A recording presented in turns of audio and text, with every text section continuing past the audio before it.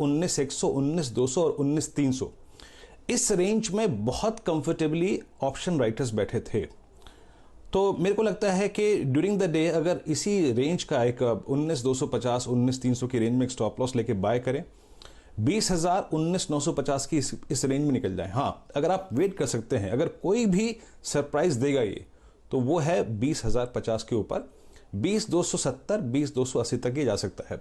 लेकिन मैं ज़्यादा कॉन्फिडेंस और ज़्यादा भरोसा कर रहा हूँ इस वक्त निफ्टी के स्ट्रक्चर पर, क्योंकि वहाँ पे उसके पास रिलायंस का एडवांटेज है। लेकिन ये बात रही निफ्टी की, निफ्टी बैंक की, एफआईएस के स्टैट्स की। लेकिन हेमंत, अब बात करते हैं आज के सेक्टर ऑफ द डे की। ये सेक्टर ऑफ द डे आपके डेरिवेटिव्स को भी कवर करता है, कैश को भी कवर करता है, लार्ज कैप को भी कवर करता है, मिड कैप को भी कवर करता है, स्मॉल कैप को भी कवर करता है। आज का सेक्टर ऑफ द डे क्या होगा?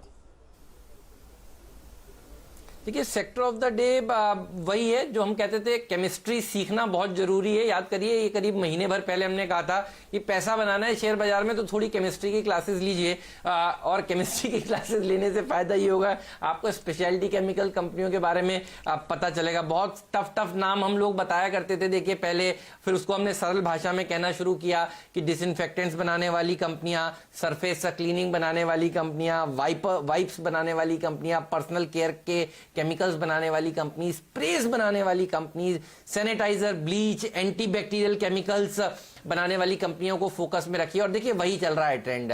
आज भी मुझे लगता है कि हम सब लोग जब भी दुकानों पे जाते हैं तो देखिए वो पूछते हैं कि भाई सैनिटाइजर है आपके पास, और अगर होता है तो देखिए खरीद कर लाते हैं। तो वही कंपनियों के देखिए नतीजे अच्छे आएंगे।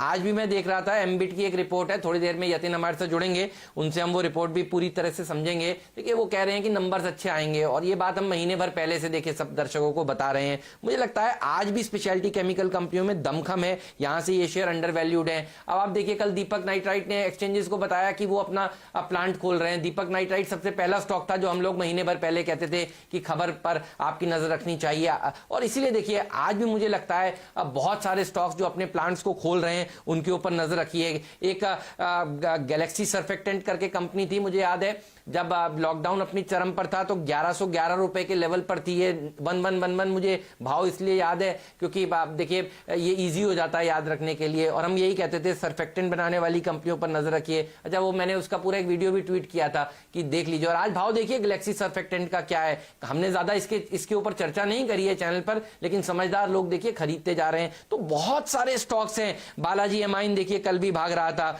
अच्छा प्रदर्शन। नेशनल पेरोक्साइड देखिए अब भी दिखा रहा है। नीरज ने आपको नए खिलाड़ी के तौर पर परसों बताया था, परसों भी भागा, 10% का सर्किट लगा, कल भी देखिए भागा। ये कंपनियां भाग रही हैं। टेनफेक इंडस्ट्रीज, आशीष ने देखिए आपको जैकपॉट का दर्जा दिया था 3 दिन पहले, याद करिए। ये स्टॉक भी मैंने आपको सुझाया था करीब महीना भर पहले, और आप देखिए भाग रहे हैं सारे के सारे स्टॉक्स। बिरला ग्रुप की कंपनी है, और देखिए इसी तरह के स्टॉक्स अच्छा प्रदर्शन दिखाएंगे। बालाजी एमाइंस देखिए हमारे डायरेक्टर साहब अपनी स्क्रीन पर लाए हैं, इसने तेजी दिखाई कल के सत्र में, तो यही सेक्टर भागेगा। हाइकल में कितनी बढ़िया तेजी देखने को मिली है, आप सब लोगों ने देखा। क्लैरियंट केमिकल्स, गुजरात एल्कलीज को तो इनफैक्ट मैंने आज भी अपनी टीम में शामिल किया है। डॉक्टर साहब, अगर आपके पास हो टीम तो जरूर दिखाइएगा, क्योंकि आज गुजरात एल्कलीज शायद नीरज की टीम में था और उसको मैंने कैप्टन चॉइस के दर्जा दिया था। और मेरी टीम में भी देखिए बहुत सारे नए नए केमिकल के स्टॉक्स आज हासिल हुए हैं आते हुए। एक्सेल इंडस्ट्रीज की बात हुई थी, बहुत लंबी लिस्ट है वीरू, और मुझे लगता है यही शेयर पैसा बनाकर आपको देने वाले हैं पोजिशनली। तो जिनके पास हैं होल्ड करिए, परिणामों तक, नतीजों तक। अर्निंग सीजन में ये सेक्टर सबसे शानदार प्रदर्शन दिखाएगा, ये हमने महीने भर पहले भी कहा था और आज भी इसको हम रीट्रेट करते हैं। तो आज केमिकल सेक्टर पर फोकस है, और यही सेक्टर हर्षदा पैसा बनाकर लगातार देता जा रहा है सबको। जी हाँ, और अब हेमंत, आपको याद होगा कि बड़े से बड़े फंड मैनेजर्स ने लगातार सीएनबीसी आवाज पर यही कहा है कि इस साल अगर एक मिड कैप सेक्टर है जहां पर अच्छा खासा पैसा बनना है, वो केमिकल सेक्टर है। चाहे वो नीलेश शाह हो, चाहे वो शंकर शर्मा हो, चाहे वो बसंत महेश्वरी हो, उन्होंने लगातार इसी सेक्टर का जिक्र किया है।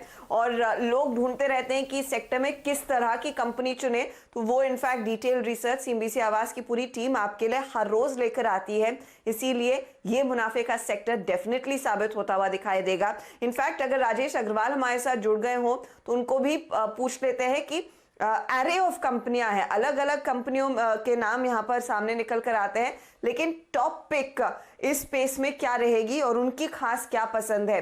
राजेश अग्रवाल जी, गुड मॉर्निंग सब। ये एक सेक्टर है जो अच्छी खासी तेजी, और 2020 का साल तो मेरे ख्याल में केमिकल सेक्टर और स्पेशलिटी केमिकल कंपनियों के नाम हो जाएगा, जिस तरह की डिमांड लगातार बढ़ती हुई दिखाई दे रही है इन केमिकल्स की। अगर आपने इन लेवल्स पर कुछ स्टॉक में पैसे लगाने हो, वो कौन सी आपकी टॉप पिक रहेगी इस सेक्टर से?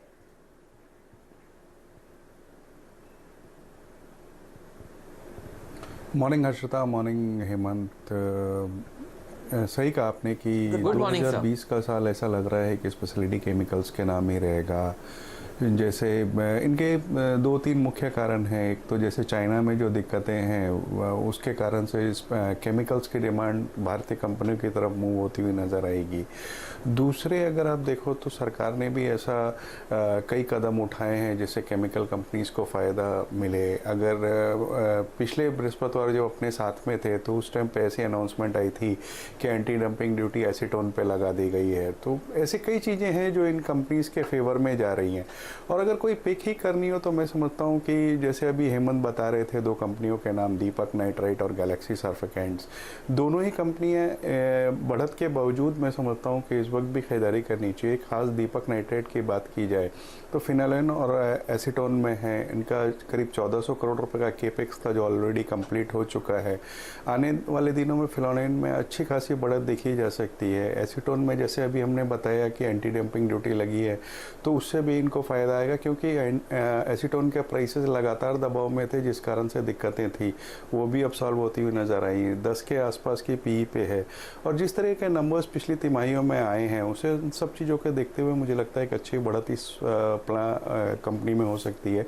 दूसरे इनके दहेज के प्लांट ठीक ठाक चल रहे हैं तो मैं समझता हूँ यहाँ पे एक बार एक्सपोजर लेना चाहिए।